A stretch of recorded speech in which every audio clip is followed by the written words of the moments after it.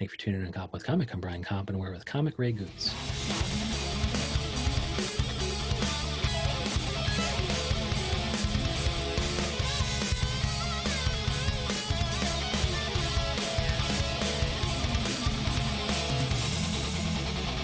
Ray Gootz, how the hell are you? I'm good, man. How you doing? Oh, good. Thank you so much for coming on. I know I follow you everywhere. You are Ray Gootz across social, and that includes Twitter, Instagram, and even Facebook, so people can follow you on Facebook. That's right. Yeah, you can follow me on Facebook. Yep. Hell yeah. And then you have a Disney podcast, and I think you recently had on Mia Faith Hammond, who's hilarious. Yeah, she's a really funny comic. I saw her like, God, what was? Oh, man, it's 3 years ago. Wow, everyone's getting old. Even Mia Faith Hammond's getting older. That's Even funny. she's getting old, and her gimmick was she was young. But I saw her 3 years ago, and I was really impressed how funny she was. And now she's in Florida because of COVID and everything ending. But yeah, she's still churning out some funny content. So I always follow those people. The Way Too Zesty crew, her and Charlie Dawson and Adam Christopher, they're all hilarious. And so I guess my question is, I think your episode at least touched on whether or not Moana was hot. What was without spoiling it, what were the thoughts on that? Yeah, she's actually pretty hot. I mean, if a girl that looked like, I think she was like 16, 17. Okay. They're always like on the verge of being legal in these movies. But I mean, like, you could do a lot worse. I mean, right? If you showed up with a girl like Moana, no one's going to be like, what are you doing? I mean, And it's so funny because, yeah, like some people would shy away from that because the person, talking about it even because the character is underage. But Ray Gootz and Mia Faith Hammond can make comic gold out of anything. Well, here's the thing. It's one thing like, okay, so it's one thing if I cast like a 15-year-old girl, right, in a sketch, and she shows up with her belly, she shows up like her ass out, and everyone's like, oh my God, you're so hot. But like with an animated film, you have a bunch of grown men spending not like minutes, but hours upon hours, weeks upon weeks, making this chick hot. So it's not like it's by accident, and nothing is by accident in animation. So when these characters are like, oh, I would fuck Moana, that's on purpose.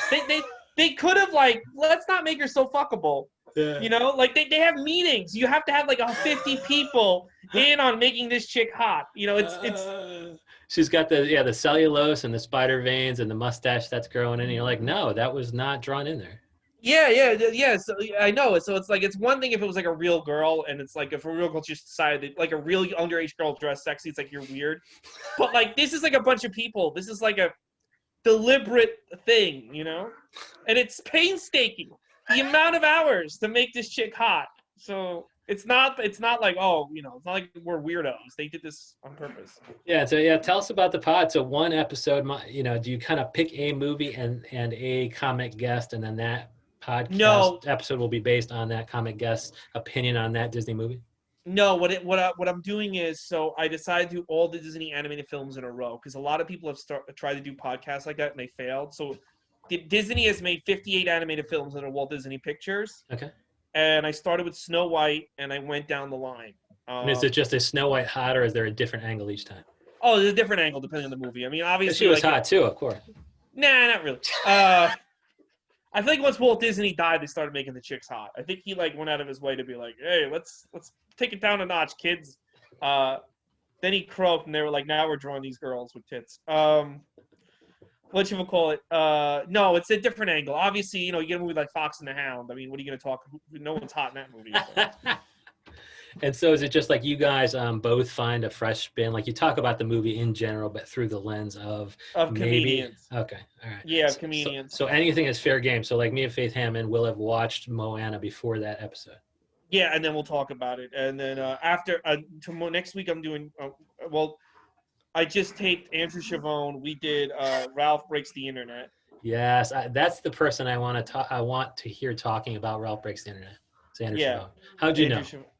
I figured that's everyone. It's funny because it was started as a nostalgia podcast, but now we're getting to like 29. Next week is Frozen 2 with Jess Feeney, and it's like, all right, now I don't know who the R-rated Frozen 2 podcast is for in 2020, but for somebody. And so, like, you're doing the Lord's work in that. I wonder if every single Disney movie is worth that level of in-depth analysis. Are you just such a hardcore fan of all of them, or are some of them hit or miss? I'm glad I did this because, like, if I did like a different series, like if I did fucking like a James Bond, they're pretty much all the same movie. Yeah. So it's pretty much all the same talking points. Yeah. But the good thing with like the Disney anime, like Cinderella, there's a lot of different talking points from Peter Pan, from The Lion King, from fucking Wreck-It Ralph.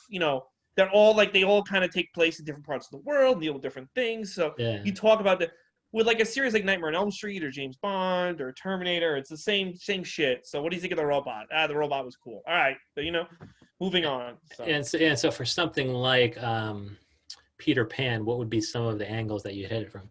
Well, we talked about how the guy who voiced Peter Pan died mysteriously. He died a drug addict in like basically Skid Row. Oh my gosh.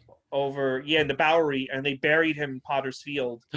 At an unmarked grave, and nobody knew he died until months after he died. And then Disney wouldn't put out he died because they didn't want to hurt the box office. They were doing a re-release of Peter Pan. He was also the kid in Treasure Island. His name was Bobby Driscoll. Wow, so he stayed young forever. Wasn't that Peter Pan's thing? Yeah, well, he also became a massive drug addict. I think he died at 30, but I guess that's young. But yeah, that's living fast, dying young, man. I think and also, Peter Pan would be proud. And also, with the author has been accused of being a pedophile, Lewis Carroll. So we talked about that. You're always taking that, the adult angles on possibly children's films. Yeah. So that was fun talking about that guy's death. Me and Rodney Worth talked about Peter, and that was his favorite movie. I don't really like Peter Pan. I kind of think it's lame. And then, so do you kind of solicit what you're like? Okay, comic guest, I want you on my pod. What movie are you interested in? Yeah, unless there's a movie that where I really like this comedian reminds me of this movie. I'll ask them for that. Like Shiva Mason reminded me of Bambi because of the relationship that she has with her father and the relationship that Bambi has with his dad. Do you remember Bambi? I don't remember there was a dad in Bambi. See that's how shitty of a dad he was. You don't remember him. That's a Ray Gootz angle, man. I love that. He's basically like an absentee father, and like when Bambi's mom dies, he just goes up and goes, "Your mom can't help you anymore." He just walks away. Yes. It's like, "Gee, Dad, thanks." That's adult, man. He's preparing Bambi for adulthood, man. Yeah. People, it's funny the stuff that people block out and they forget because the dad's a big part of the movie, but nobody remembers that he has a dad. I don't even know if I remember. First of all, I have not seen all of these movies, and I probably don't remember a lot from the ones I've seen. Because all that shit was it was paywalled at some point. They yanked those things out of circulation. Like I worked in the video section of a music store, and that shit got routinely yanked from the shelf. Yeah, and like there's stuff like Oliver and Company came out when I was a kid. I didn't see it until I was in my 30s because they didn't put it out on DVD until 2010. And I'm like, if I'd seen this dumb thing when I was a fucking kid, I would have bought like all the dolls. I would have bought like all the coloring books. Like you're losing money not getting this. Now, like, look how much money they've made off Frozen 2. And you know why? Because the kid has constant access to it. So the kid sees it and then goes to the store and buys 1,000 Frozen 2 things. They were leaving money on the table. And they really were with Ray Gootz because I look at you look at yourself on Ray Gootz and it's like your timeline is full of Ray Gootz just rocking some horror movie paraphernalia, rocking horror movie T-shirts at every turn. Yeah. That's my... October is like real Christmas to me. This is my big thing. My guitarist is super into horror too. Like to me, it's a little bit scary. But like, how can you reconcile your love for Disney and horror films? Like, I would think they're inconsistent.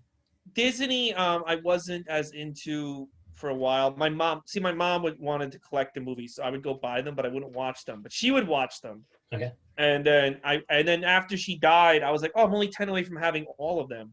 So I went and got all 10. I said, you know what? Let me watch all these in a row because there's so many I haven't seen.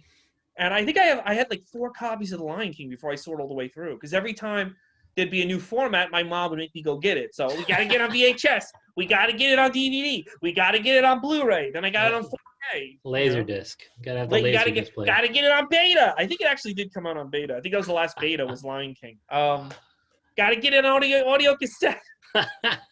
And so, I mean, since you watched them all in order, is there anything because it's not a sequential universe and it's not, no, so like, were you able to kind of spot any, improved drawing over time or improved animation? Oh yeah. Well, I think Little Mermaid is if they didn't make Little Mermaid, I don't think they would own anything right now. Little Mermaid is such a hard, left turn in terms of animation and storytelling and music and for the better. For the better, yeah. Like when I was a kid, I was like, this is for girls, but I didn't realize like I think that led to I think that eventually leads to Toy Story. It leads to The Simpsons. It leads to Family. It leads to everything. Like if they didn't make that movie, and I don't know if that company I think it would just kind of be like Chuck E. Cheese Disney if they didn't make Little Mermaid. It would have never been. It would have been like, hey, when I was an adult, I watched all these Disney movies, and people would be like, well, they're fucking lame, rather than what they are now, which is like they basically have taken over the world. You know? Yeah.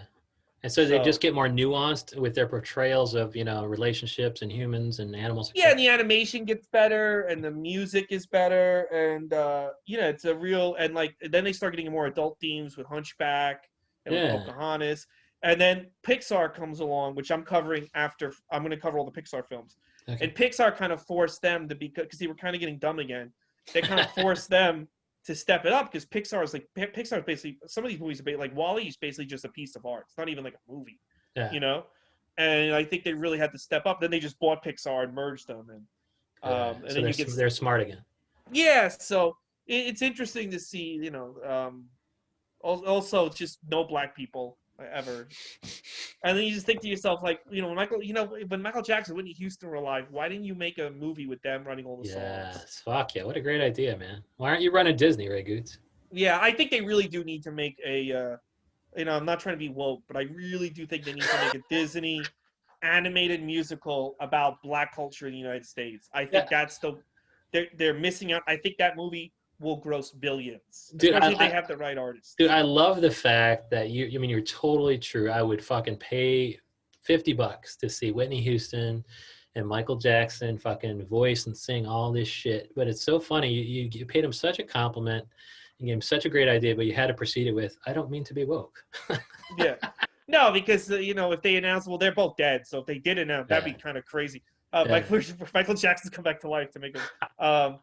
But if they did announce it, there'd be all these, we're making an all black Disney film. Oh, it's woke. It's going to be all these YouTubers. Yeah. But that's such an untapped market.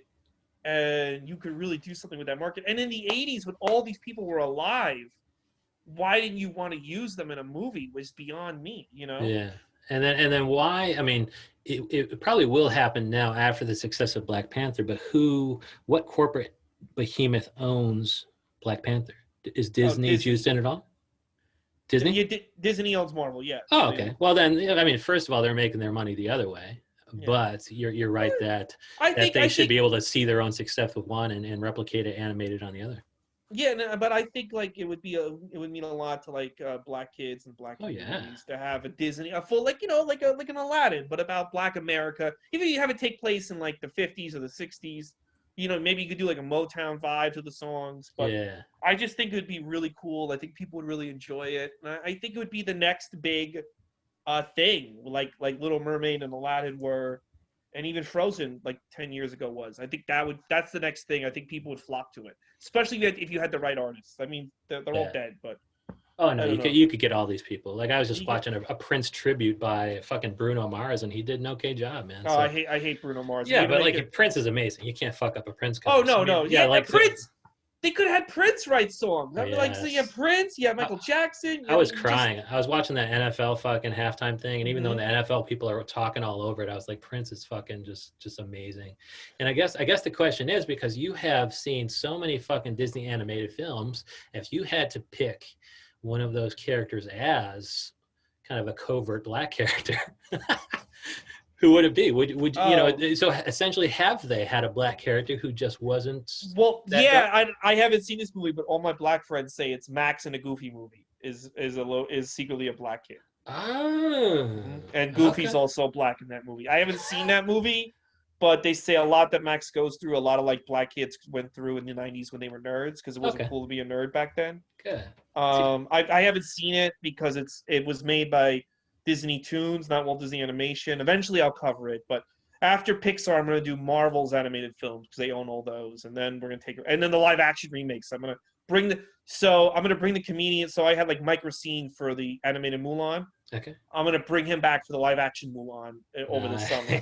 That's cool. Yeah. But it's so funny. Yeah, the person who voiced Max in the Goofy movie is James Marsden, and so I guess he's secretly a black dude. I always knew it. He was a black dude. But I love you. Like my black friends all say, because normally it'd be a dicey proposition for me to even ask for you to spot a character. So it's good you had a ready answer though. Yeah, because a lot of my black friends want to do Goofy movie, and I'm like, I'm not doing that yet. I got to do Pixar and all this other stuff. So, Dude, so you're gonna get so you would get a black comic for the Goofy movie or no? oh yeah, I might have a roundtable because so many people. Yeah, but that's gonna be a while off because I wanna get to Marvel eventually and stuff. Okay, that's fucking great. Well, I love it. And so, is there any similarities between Disney and horror? Like, I would think that they're just opposites, right? And what do you like about horror? I mean, I get fucking scared, man. I like that's the other thing I think Disney should do because their two horror films are basically like that for some of you Nightmare Before Christmas and Hocus Pocus. Although I just saw Hocus Pocus, what a piece of shit. But yeah, I think sometimes like the villains in Disney movies are kind of like horror characters, like Ursula, Maleficent, the dragon in Sleeping Beauty. Yeah. There's the Horn King in Black Cauldron, a movie that no one talks about, which is very much like a horror character. So there is horror. Yeah, you're right. There's horror characters in Disney. What a great point. Yeah, so like if they just went a little bit extra, it could be really. But Nightmare Before Christmas is one of the best Halloween/Christmas movies of all time. It's both. Yeah, it's both. Mm-hmm. And so that, like you're watching that every day of October. I haven't watched it yet. I saw it it's so funny because I saw Nightmare Before Christmas in the movie theaters Halloween night 1993 that the Halloween came out, and it was fucking empty. It was me, four of my friends, and probably some pervert, and that was it. And now it's like this massive hit, and everybody loves it. I'm like, where were you guys on Halloween night 1993? I'm Ray Gootz. I was there. I hate it when I go see a movie. Day one, nobody knows about it. Then years later, it's like everyone loves it. I'm like, no, fuck you. That's my movie. Go fuck yourself. And I guess I have to know is there a type of horror movie that turns you off? So like Cabin in the Woods or Paranormal Activity. I mean, they're probably different than the whole Halloween thing that most true horror heads love. Well, I don't really like. This kind of became a thing in the 2000s, where so all the horror movies like Jason would kill everybody, get to the last girl, and then the last girl would outwit him and destroy him, right? And it was like it's kind of a formula, but it works. You know what I mean? Like, and in the 2000s, they would get to the last girl. There were movies like The House of a Thousand Corpses and High Tension, and a couple of foreign ones, where they would get to the last girl, and then she would just get fucking her ass kicked as well, and the movie would end. And I'd be like, why did I watch this whole movie? If everybody was an idiot, if all the heroes are idiots, and the villain is just someone, it kind of takes away the fun of the horror. Yeah. The fun of the horror is eventually the hero kind of gets away with it. But in the 2000s, I think they thought that was like really edgy. Sure. So they'd have the good guy, it'd come to the girl, like the Texas Chainsaw Massacre at the beginning. She's running from Leatherface. She gets in the car, and then he just fucking rams the chainsaw in her. And the movie just ends with them dragging her corpse away. And I'm like, well, I mean, that's kind of a turnoff because it's like, I don't watch the movie just to watch everybody just fucking die horribly. Unless, like, it's a really good reason why the girl's got to die or the last guy's got to die. It just is like, why do I want to watch a bunch of idiots? Because at that time, you're subverting expectations. If it becomes a cliche for her to win out in the end, then it's like we're being edgy and subversive and disruptive by letting her die. I know, but like they never, in all those movies, they always, the way they did it was suddenly this person is now an idiot, and that's why Leatherface got his way. It's never like Leatherface really outwitted her. It's like, I love that. She had to be smart till the very end, and then she got real stupid all of a sudden. And like like some of these things are too scary, so that I like the movies with the detachment of things like Cabin in the Woods, where it's not just a scary movie. There's some sort of other thing going on, so it's more interesting. But I also like the beauty of things like Devil's Rejects, man. Like that was just a fucking beautiful fucking movie, and great, perfectly acted by what's his name, the guy in Corn Bugs. Who's that guy? The Devil's Rejects guy with the long hair, the beard. He had a great. Bill Moseley. I love Chop Top. Bill Moseley. Bill Moseley. Graduate. Bill Moseley deserves like a great movie because he just gets in the worst shit and he makes it work. But it's like, dude, like he deserves like a Pulp Fiction. how Quentin Tarantino will cast someone in a really good role that never has that hasn't worked in years. Yes. He deserves something like that, or he Yeah. deserves to get on an HBO show. He's such a good actor, and he always just gets dog shit, and somehow he makes it work. Oh yeah, and his voice in that was just amazing. So at least the horror version of Pulp Fiction, to give him his own vehicle, like, you know, just a badass with 10 sequels. You'd watch Bill Moseley in that. Oh yeah, I watch Bill Moseley. Oh, the new one, Three from Hell, by the way, is the biggest piece of shit in McClellan. It's not even a horror movie. Is it? The Three from Hell is the sequel to Devil's Rejects. Oh wow, it sucks, huh? It's horrible. The earlier one, I mean, like I love Devil's Rejects. I watched the earlier one, was not as good to me. I don't. That might have been House of a Thousand Corpses, but I thought, that's not good at all. Yeah, I thought Devil's Rejects was just fucking perfect. So you're saying its sequel, the third one, is just awful.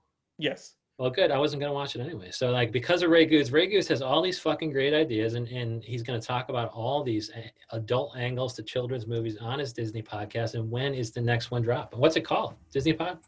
Oh, Gootz's Disney Pod, and the next one is on this Friday, and it's going to be Andrew Chavone talking with me about Ralph Breaks the Internet. And spoiler, he did not like it.